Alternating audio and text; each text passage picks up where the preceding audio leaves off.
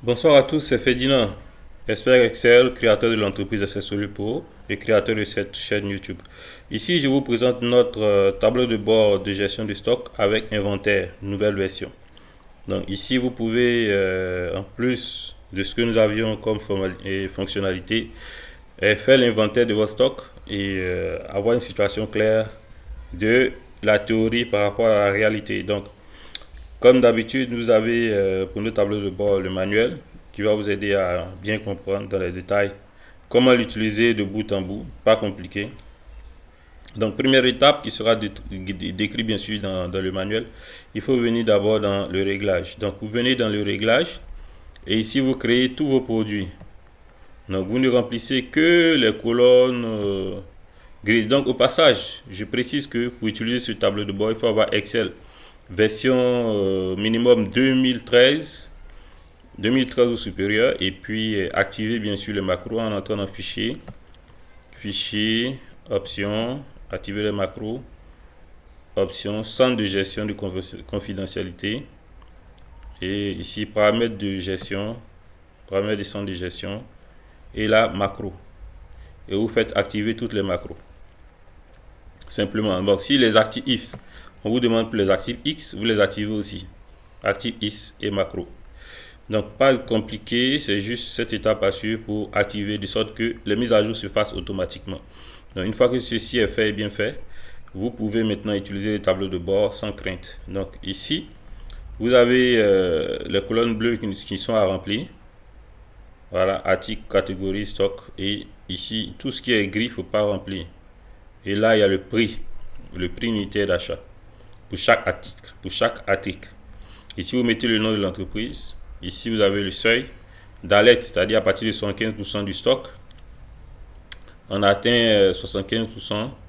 Voilà, il faut sonner l'alarme. 75% de consommation, il faut sonner l'alarme pour dire il faut réapprovisionner car il ne reste que 25%. Voilà, donc ici, après, vous devez remplir ici dans le remplissage. Remplissage journalier où vous allez remplir, bien sûr, en ne remplissant pas dans la colonne grisée. Date, article, nombre, entrée, nombre, sortie. Et là, solde en nombre et solde en montant. Et la observation éventuelle. Donc, au jour le jour, vous remplissez. Donc, tous les articles que vous aurez remplis ici se retrouvent automatiquement ici dans une liste déroulante. Vous voyez, voici la liste déroulante. Donc, il ne faut pas chercher à créer de nouveaux articles ici. Toujours créer vos articles ici. Et ensuite, venez ici pour pouvoir les retrouver dans la liste déroulante. Si l'article n'est pas dans la liste déroulante, il va planter. Parce que si vous créez, vous ne suivez pas un ordre d'écriture, il y aura des doublons et ça va rendre les statistiques pas parfaites. Voilà, une fois que vous remplissez ainsi, vous voulez faire un nouveau remplissage, ou bien utiliser à nouveau le tableau de bord, simplement remplacer les écritures, ce qui est à l'intérieur là par vos données, et s'il y a une nouvelle ligne à créer, vous venez juste à la fin, après la dernière ligne noire, vous venez là. Une fois que vous faites la saisie, le tableau de bord va reconnaître la nouvelle saisie. Donc si je mets la date d'aujourd'hui par exemple, voilà, ça devient en même temps bleu, la couleur prend.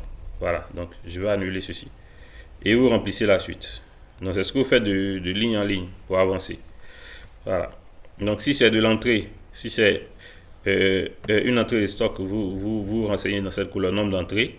Si c'est une sortie de stock, vous renseignez dans cette colonne. Voilà, donc c'est ce qui est fait. Ici entrée, ici sortie, ici entrée, ici sortie, ici entrée, ici sortie. Voilà, une fois que c'est bien fait comme ça, vous pouvez aller dans votre tableau de bord et vous avez les statistiques, le total des entrées, le total des sorties, le stock, solde de stock, le solde en montant. Donc là, c'est le stock en nombre, le solde en nombre.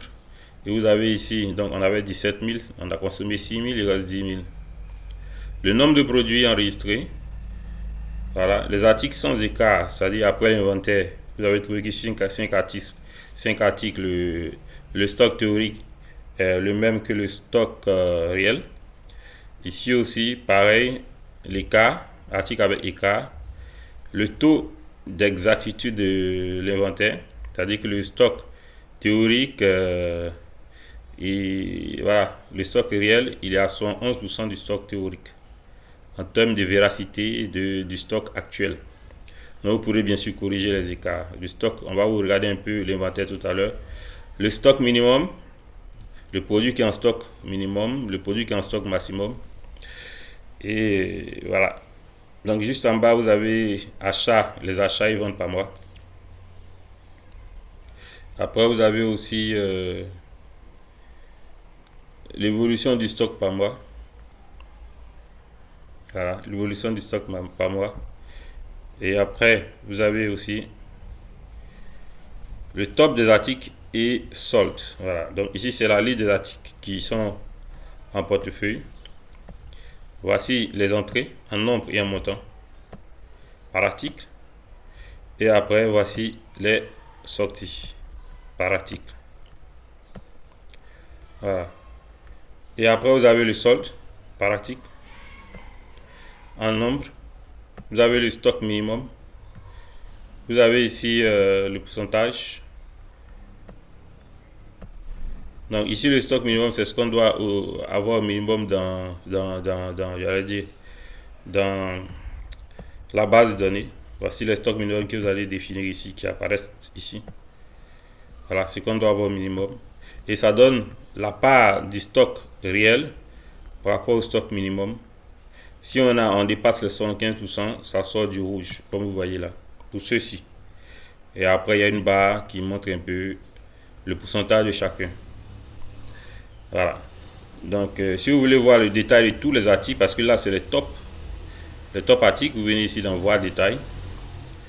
Et il vous ramène dans la feuille de remplissage du réglage. Et là-bas, vous avez tous les articles avec leur solde. Voilà.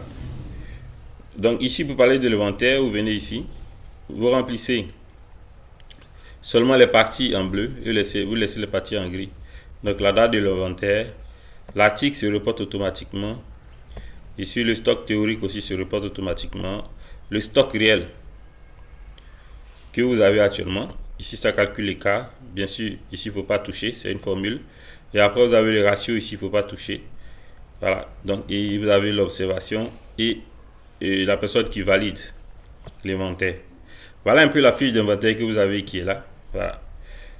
Très utile, que vous pourrez utiliser pour vos différents inventaires. N'hésitez pas à nous contacter pour avoir ce tableau de bord et suivre à la perfection votre stock, de sorte à ne rien manquer et à ne pas être en rupture de stock au moment où vous avez des commandes des clients ou bien des personnes qui sont censées demander ces articles.